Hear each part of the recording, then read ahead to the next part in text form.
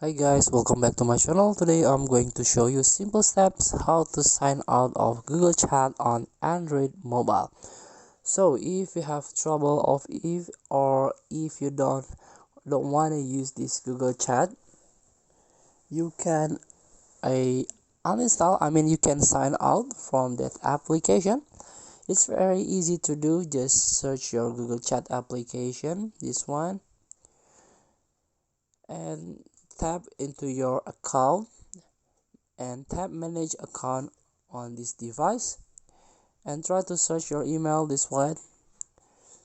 And as you can see, this is the log, and you can tap the two dots at the top of your screen and you can remove account or sign out from this Google Chat.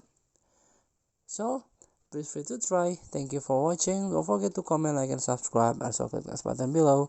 See you in the next video.